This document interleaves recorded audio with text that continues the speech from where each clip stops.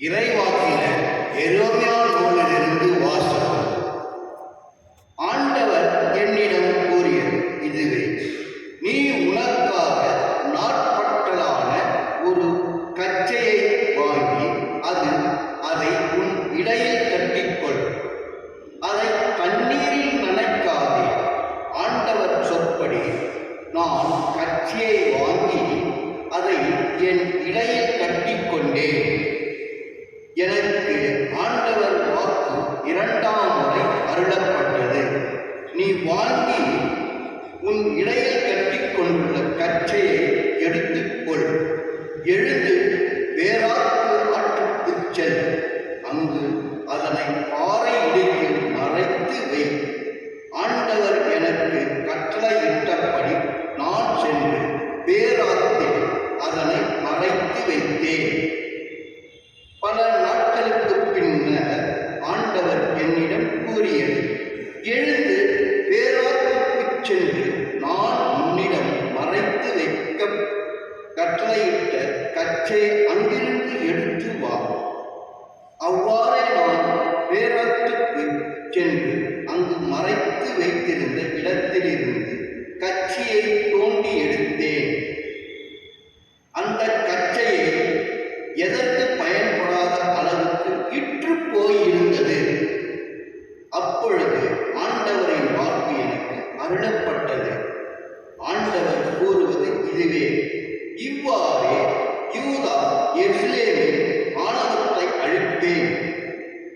என் சொற்களுக்கு செவி கொடுக்க மறுத்து தங்கள் இதய பிடிவாதத்தின்படி நடந்து வேற்று தெய்வங்களை பின்பற்றி அவற்றுக்கு ஊழியம் செய்து வழிபட்டு வரும் இத்தீய மக்கள் எதற்கு பயன்படாத இந்த கச்சையை போல் அவர்கள் கச்சை ஒருவரது இடையோடு ஒட்டியிருப்பது போல் இஸ்ரேல் யூதா வீட்டார் யாவரும் என்னோடு ஒன்றிருக்க செய்தேன். அவர்கள் எனக்கு மக்களாகவும் பேராகவும் புகழாகவும் ஆட்சியாகவும் இருக்க செய்தேன். அவர்களோ எனக்கு செவி சாய்க்கவில்லை என்கிறார் ஆண்டவர். ஆண்டவர் வழங்கும் அருள்வாக்கு. பதிலுரை பல்லவி. உன்னை ஈன்ற பாறையை புறக்கணிக்காதார். உன்னை ஈன்ற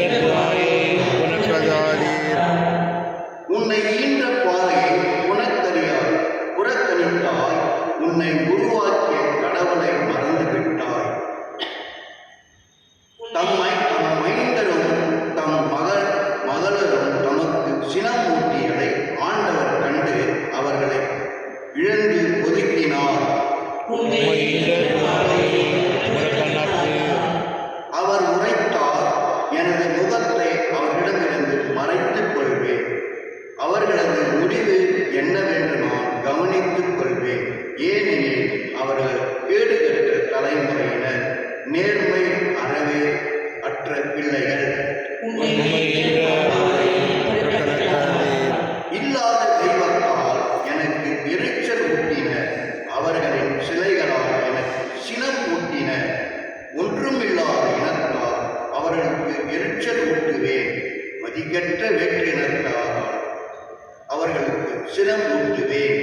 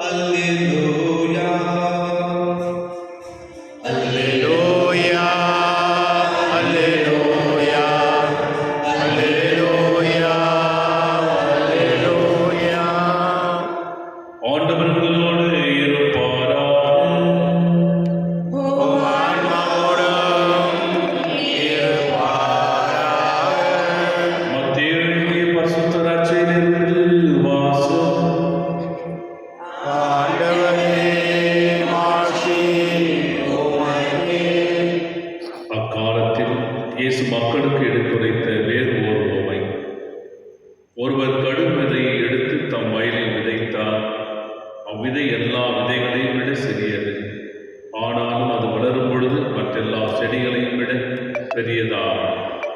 வானத்து பறவைகள் அதன் கிளைகளில் வந்து தங்கும் அளவுக்கு பெரிய மரமாகும். விண்ணரசு இக்கடுகு விதைக்கு ஒப்பாகும்.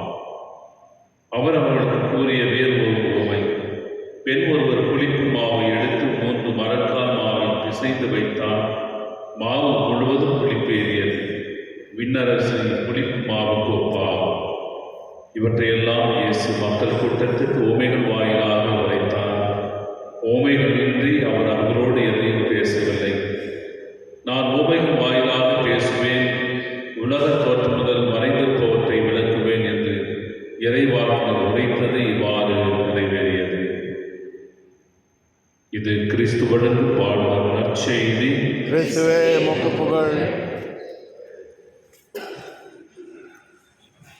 கிறிஸ்துவில் பிரியமான சகோதர சகோதரர்களே, தமிழ் வார்த்தைகளிலே செவி சாய்த்தல், கேட்டல் என்ற இந்த 2 வார்த்தைகள் உண்டு. கேட்டல் என்றால் சாதாரணமாக கேட்டுவிட்டு மறந்து விடுவது.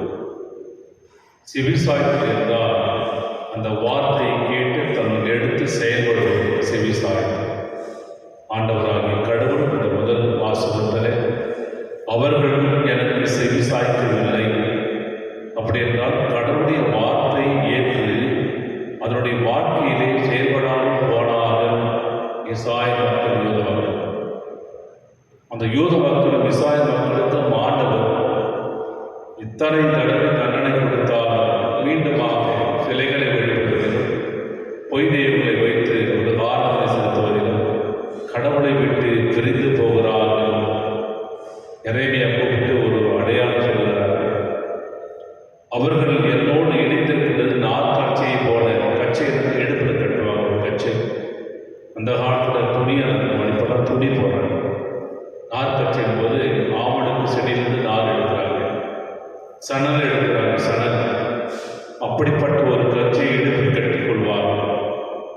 பிரான்சிஸ்கன் சபை சார்ந்தவங்களாம் ஒரு கட்சி கட்டி 3 முடிச்சு போடுவாங்க. 3 முடிச்சு பாவர்ட்டி, சேஸ்டிட்டி, ஒபீடியன்ஸ் அப்படி 3 முடிச்சு போடுவாங்க. அது அவங்களுடைய வார்த்தைப்பாடுடைய அடையாளம். அந்த கட்சியில் போடுவாங்க. ஆனால் அந்த கட்சியானது நாற்கட்சியாக அந்த நாட்சியை எடுத்துக்கொண்டு பேராத்து என்ற ஒரு ஆற்றலை யூப்ரட்டிஸ்ன்னு சொல்லுவாங்க. தமிழ் இங்கிலீஷில் யூப்ரட்டிஸ் ஆற்றல். அந்த ஆற்றங்கையில் படுகையில் போயிட்டு புதைத்து விட்டு வா என்று இறைமையாவுக்கு ஆண்டவராகிய கடவுள் ஒரு அடையாளத்தை கொடுக்கிறார். நீ போயிட்டு அதை வச்சுட்டு வா. ஏனென்றால் அந்த இஸ்ராயல் மக்கள் ஆண்டவராகிய கடவுளை மறந்து அந்த யூப்ரட்டிஸ் இந்த ஆற்றங்கரை ஓரம் புலம்பெயர்ந்து சென்றார்கள், என்னை விட்டு அகன்று சென்றார்கள் என்று ஆண்டவராகிய வருத்தப்படுகிறார். மீண்டும் ஒரு காலம் முடிந்தவுடனே, ரொம்ப காலம் முடிந்தவுடனே அந்த கட்சியை எடுத்துக்கொண்டு வா என்று சொல்லுகிறார். அந்த நாற்கட்சி எடுத்து வருகின்ற பொழுது ஆற்றும் படுகையிலே அது மக்கி எதற்கு உதவாத தண்ணீரை போகிறது. அதுதான் ஆண்டவர் சொல்வார், என்னுடைய இறைவார்த்தையை கேட்காமல் என் அன்பை விட்டு பிரிந்து போனவர்கள் எல்லாம் இந்த நாற்கட்சியை போல அவருடைய வாழ்க்கை போகும் என்று ஒரு அடையாளமாக சொல்கின்ற வார்த்தை மிகவும் அழகாக சொல்லப்படுகின்ற ஒரு வாசகம். கடவுளுடைய யூத மக்களும் என்ன சொன்னார்? யூத மக்களும் இஸ்ராயல் மக்களும் எனக்கு மக்களாகவும் பேராகவும் புகழாகவும் ஆட்சியாகவும் இருக்க செய்வேன், அவர் எனக்கு புகழாக இருக்க செய்வேன், அனைத்து வசதிகளும் செய்து கொடுப்பேன். இருப்பினும் பாபிலோனுடைய அடிமைத்தனம், பார்சி அடிமைத்தனம், கிரேக்க அடிமைத்தனம், ரோமனுடைய அடிமைத்தனம், அசிரியருடைய அடிமைத்தனத்தில் இவ்வாறு அவர் தன்னை கொடுத்தார். ஆனால் அவருடைய ஒதுக்கிவிடவில்லை ஆண்டவராகிய கடவுள். மீண்டுமாக எதிர்பார்க்கிறார். பெரிய மாணவர்கள் இன்றைய நவீன காலத்தில் நவீன கருவிகளை வைத்துக் கொண்டு ஆண்டவரை மறந்து போகின்ற தன்மையில் வாழ்ந்திருக்கிறோம். நவீன கருவிகள், ஆடம்பரங்கள் மற்றும் ஒரு சிறு சிறிய எதுக்கெல்லாம் விழா கொண்டாட்டங்கள், ஜோடனைகள் இதெல்லாம் அதிகமாக செலவழித்து நம்முடைய பெருமையையும் புகழையும் தன் தற்பெருமையும் காட்டிக்கொண்டு அதிகாரத்தோடு ஆணவத்தோடு வாழ்கிற மக்களாக வாழ்கிற பொழுது நாம் அவர்களைப் போலவே கடவுளை விட்டு சென்று கொண்டே இருக்கிறோம். ஆண்டோடைய அன்பை ருசித்து பார்க்கவில்லை. ஆனால் அந்த மாற்றம் எவ்வளவு என்று நற்செய்தி வாசிக்கிறார். நற்செய்தி வாசத்திலே முதல் கடுகு விதைக்கு பின்னர் ஒப்பாகும் என்று சொல்கிறார். ஆனால் இன்றைய கடுகு விதை அறிஞர்கள் சொல்லுகிறார், சொல்லுகிற ஓமையில் கொஞ்சம் மாற்றம் இருக்கிறது என்று சொன்னார். சிறிய கடுகு விதை பெரிய மரமாக, அதெல்லாம் மரமாக செடியாக தான் இருக்கிறாங்க. ஆனால் இங்கு சொல்வது, ஆண்டவர் சொல்லுகின்றார், மரமாக வானத்து பிறகு தங்கம் நம்ம கண்ணோட பார்த்ததே கிடையாது. அந்த கடுகு செடியானது ஒரு சின்ன ஒரு மலர் தான் வளரும். ஆனால் என்ன சொல்லுகின்றார், எசேக்கியேல் 17ஆம் அதிகாரம் 31 வசனத்தில் கேரோது மரத்தை பற்றிய இறையலார் அதை வருணித்து சொல்கிறார். பழைய ஏற்பாட்டில் உள்ள கேரோது மரம், கேரேது மரம், பெரிய வானலாக வளர்கின்ற மரம். அந்த மரத்தில் அது ஒப்புமைப்படுத்தி ஆண்டு சொல்கிறார் என்று சொல்கிறார். மேலும் தானியேல் புத்தகத்திலிருந்து 10ஆம் அதிகாரம் அது 4ஆம் வசனத்தில் பார்க்கின்ற பொழுது அதில் சொல்லப்படுகிற மரங்களை பற்றி, வளமான மரங்களை பற்றி சொல்கின்றார். ஆனால் கடுகு செடியானது அதை பற்றி சொல்லுகின்ற பொழுது ஒரு செயலானது பெரிய அளவுக்கு மாற்றம் பெற முடியும் என்று யாரெல்லாம் கடவுள் மீது நம்பிக்கை கொண்டு செயல்படுகிறார்களோ அவர்கள் சிறிய செயல் செய்தாலும் ஒரு மாற்றத்தை காண்பார்கள் என்ற ஒரு நம்பிக்கை, அந்த மாற்றம் தான் இந்த கடுகு விதை. அதை தான் சொல்லுகிறார், ஒப்புமைப்படுத்துகின்றார். அப்படியே தான் நம்முடைய நற்செயல்கள் அனைத்துமே விண்ணரசி ஒப்பு அப்பாக இருக்கிறது. நாம் செய்கின்ற நல்ல செயல்கள் நாம் இறை அரசை பரப்பிக் கொண்டே வருகிறோம். ஒரு சிறிய செயலானது, ஒரு இறக்க குணமானது, அது பெரிய அளவில் பலன் தரக்கூடியதாக இருக்கிறது என்பதைதான் இன்றைய வாசகம் அறிவுறுத்துகிறது. பிரியமானவர்களே, எத்தனையோ நாம் எண்ணங்களும் சிந்தனைகளும் கொண்டு செயல்களை செய்தால் கடவுளுக்காக, பிறருக்காக நான் இந்த செயலை செய்கிறேன் என்று சொல்கிற போது நம்முடைய குடும்பத்தில், நம்முடைய வாழ்வில் மாற்றங்கள் ஏற்படுகிறது. பெரிய அளவில் அந்த மாற்றத்தை தான் வந்து புளிப்புமாக ஒப்பிட்டு சொல்கிறார். ஒரு சிறிய அளவு புளிப்பு ஒரு டிராப் போட்ட உடனே இந்த 3 மரக்கால் முழுவதுமாக புளிப்பேறி பயன்படுத்துவது போல நம்முடைய சிறிய செயல்கள் பெரிய அளவிலே மாற்றத்தை கொடுத்து இறைவனுக்கும் மனிதனுக்கும் பயன்படக்கூடிய அளவாக மாறுவது என்பதுதான் இந்த நற்செய்தி வாசகமாக உரைக்கிறது. எனவே ஆண்டவராகிய கடவுளுடைய செயல்களை செய்து கொள்ளலாம். நாம் அந்த இறையாட்சிக்கு தகுதி உள்ளவர்களாக மாறி அந்த இறையாட்சியினுடைய விழுமியங்களை பின்பற்றி நம்முடைய செயல்பாடுகள் இருக்கின்ற பொழுது நாம் கடவுளை சார்ந்தவர்களாக, கடவுளோடு இணைந்து செல்வர்களாக வாழ்கிறோம். எனவே ஒவ்வொரு நாளும் எதிர்நோக்குகின்ற பல்வேறு தீவுகளை, துன்பங்களை அகற்றிவிட்டு, ஆடம்பரங்களை அகற்றிவிட்டு ஆண்டவர் கொண்டு வாழ்வாழ இறைவனை வேண்டும் என்று ஆடுவோம். ஆமென்.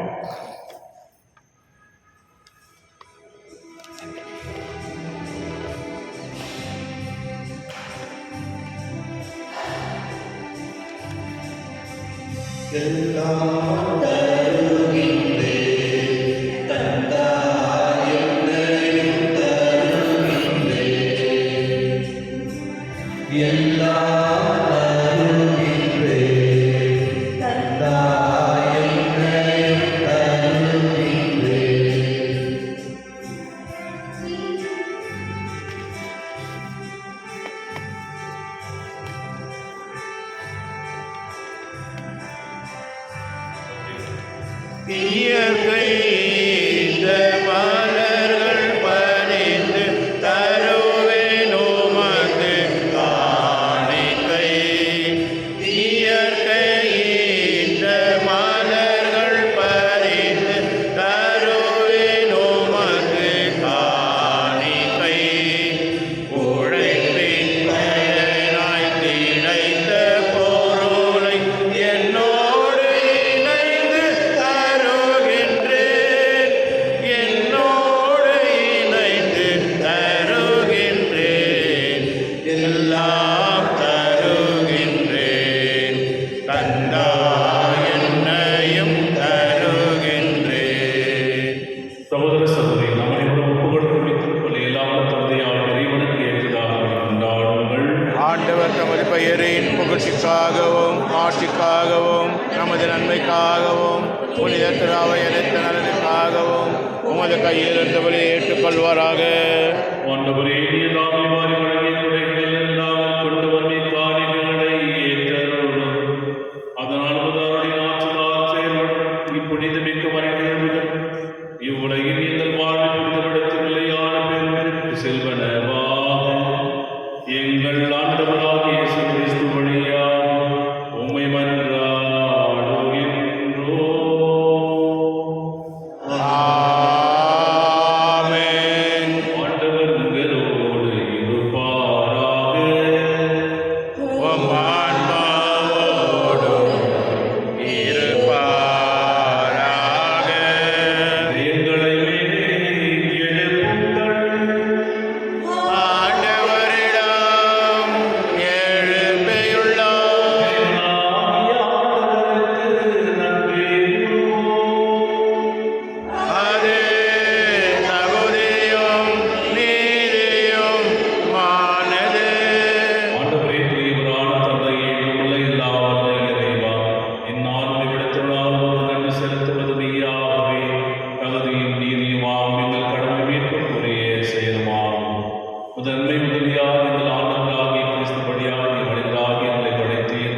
நாங்கள் நீதியின்படி தண்டனை புரிவதாய் இறக்குமதியினால் எங்களை மீட்டருளினீர்.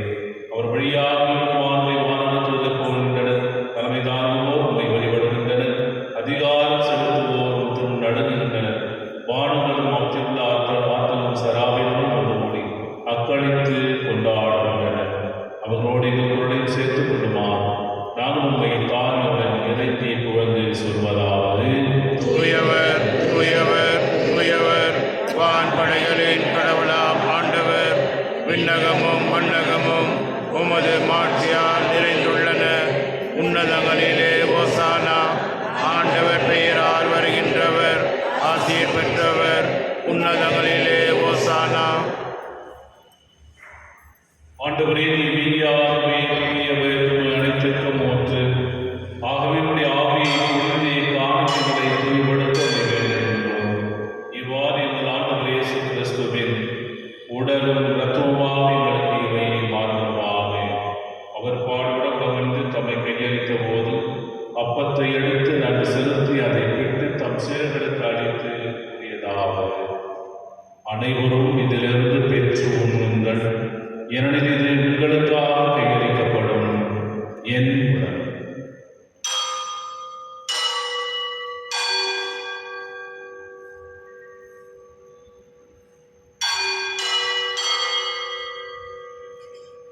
அவனுமே இரவிலும் தியானத்தையும் கிண்ணத்தை எடுத்து மீண்டுமக்கு நன்றி கூறி தம் சீடர்களுக்கு அளித்து அவர் கூறியதாவது: அனைவரும் இதிலிருந்து பெற்று பருகுங்கள், ஏனெனில் இது புதிய நிலையான உடன்படிக்கைக்குரிய இரத்தத்திற்கு.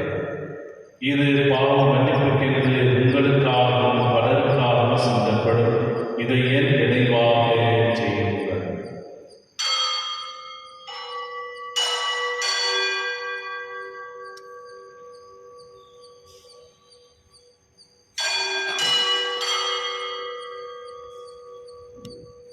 நம்பிக்கையின் மறைபொருள்.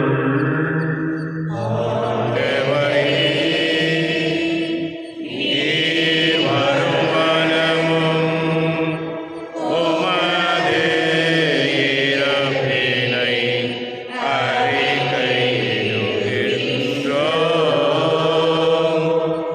உமது உயிர்ப்பினையும்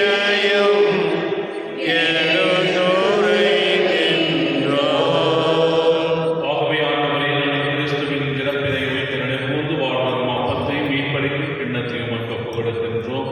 உம் திருமணத்துக்கு கூடிய உரிய தவறுகளை ஏற்றுக்கொண்டு எனக்கு நன்றி செலுத்துகின்றோம்.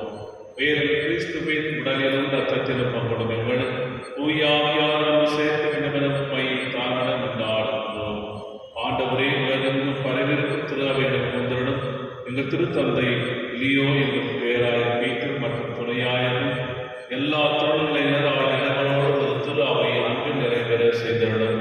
நீரிடமிருந்து அழைத்துக் கொண்ட தந்தை லெமன் பிராங்க் ஆண்டனி மற்றும் அருட்தந்தை ஐசக்கின் மடியாகவே கொண்டிருடும் உம் திருமகனோடு அவரை இறப்பை வைக்கப்படுத்தியவர்கள் உயிர்ப்பிலும் அவரை போல் இருக்கச் செய்தார்கள். உயிர்த்தெழுந்தோருடன் தூய்வோம் எங்கள் சகோதர சகோதரிகளையும் இறந்தோர் அனைவரையும் இரக்கத்துடன் அடைபோதும் திருமுக ஒளியையும் ஏற்றார்கள்.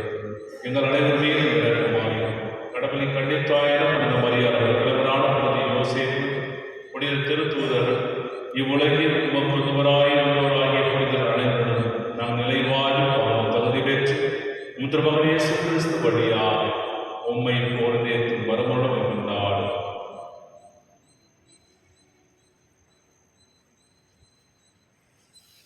இவர் வழியாக இவரோடு இவர் எல்லாம் வல்ல இறைவனாகிய தந்தையே, தூய ஆவியானவருக்கு எல்லா புகழும் மாட்சியும் என்றென்றும் உமக்கு உரியதே.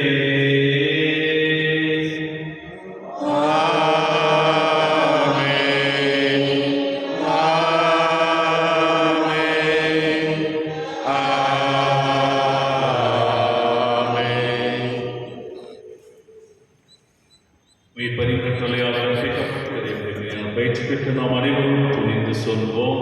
விண்ணுகளில் இருக்கிற எங்கள் தந்தையே, உமது பெயர் தூயதென போற்று வருக. உமது ஆட்சி வருக. உமது விண்ணுலகில் நிறைவேறுவது போல மண்ணுலகிலும் நிறைவேறுக. எங்கள் அன்றாட உணவை இன்று எங்களுக்கு தாரும். எங்களுக்கு எதிராக குற்றம் செய்வோரை நாங்கள் மன்னிப்பது போல எங்கள் குற்றங்களை மன்னியும். எங்களை சோதனைக்கு உட்படுத்தாதையும், தீமையிலிருந்து எங்களை விடுவித்தள்ளும். ஆண்டவரே, தீமை அழைத்தவர்கள் எங்களை விடுவித்து எங்கள் வாழ்நாளில் அமைதியை கடிந்து நம்மை தாழ்ந்தோம். இரக்கத்தின் உதவியால் எங்கள் பாவத்திலிருந்து எப்படி விடுதலை பெற்று யாதொரு கலகம் என்று நலமாயிருப்போமா. நாங்கள் எதிர்நோக்கி பேருக்காக என் மீட்பராகிய இயேசு கிறிஸ்து வருகைக்காகவும் காத்திருக்கின்றோம். ஏனெனில் ஆட்சியும் வல்லமையும் ஆட்சியும் என்றென்றும் உமது. ஆண்டவரே இயேசு கிறிஸ்துவை அமைதி உங்களுக்கு விட்டுச் செல்கின்றேன். என் அமைதி உங்களுக்கு அளிக்கிறேன். திருத்துவதற்கு முழுந்தீர் எங்கள் பாவங்களை பாராமல் உமது திரு அவையின் நம்பிக்கையை கண்டோம். உமது திருவுளத்திற்கு ஏற்பதற்கு அமைதியை ஒற்றுமையும் அளித்துள்ளீராக என்றென்று வாழ்ந்து ஆட்சி செய்தார் நீரே. ஆமென். ஆண்டவருடைய அமைதி அனைவரோடும் இருப்பதாக, ஆன்மாவோடும் இருப்பதாக. ஒருவர் இறைவன் தரும் அமைதி.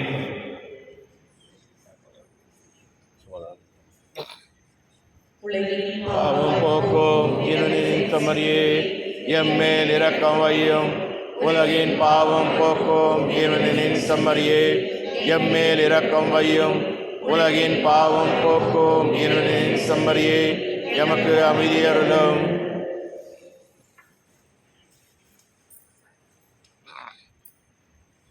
இதோ இறைவனின் செம்மறி, உலகின் பாவங்களை போக்குகின்றவர். செம்மறின் விருந்துக்கு அழைத்து பெற்றோர் பேர் பெற்றோர். என் ஆண்டவரே, நீர் எழுதல்ல நான் தகுதியற்றவன். ஆனால் ஒரு வார்த்தை மட்டும் சொல்லியல்லும் எனது ஆன்மா நலமுடையும். கிறிஸ்துவின் தோழரும் ரத்தம் ஆண்டவரின் பார்த்து நிலைவாழ அளிப்பதாக. ஆமென்.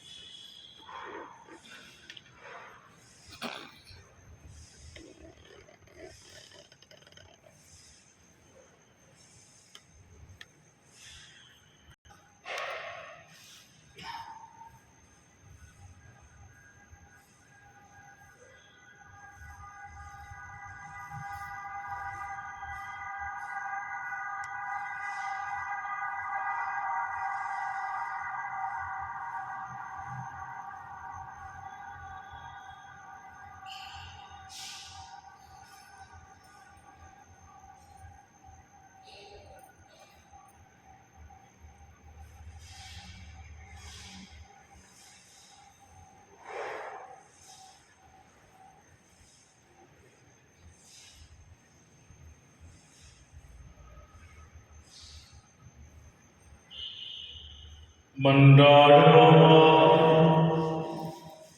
ஆண்டவரே, திருமணனுடைய பாடலை ஆணையாகி இந்த திருமணம் கொண்ட நான் உண்மை வேண்டுகின்றோம். இவ்வாறு சொல்லற்கரிய அன்பினால் அவரே எங்களுக்கு அடுத்துள்ளே கொடை எங்கள் மீட்புக்கு பயன்பட அருளீராக. என்றென்று வாழ்ந்து ஆட்சி செய்தவர் வழியாக மன்றாடுகின்றோம். ஆமென். ஆண்டவர்களோடு இருப்பாராக. உம் ஆன்மாவோடும் இருப்பாராக. எல்லாம் வல்ல இறைவன், தந்தை, மகன், தூய ஆவியார் உங்களை ஆசீர்வதிப்பாராக. ஆமென். வாழ்வுடன் திருப்பலி நிறைவேறிற்று. இறைவனுக்கு நன்றி.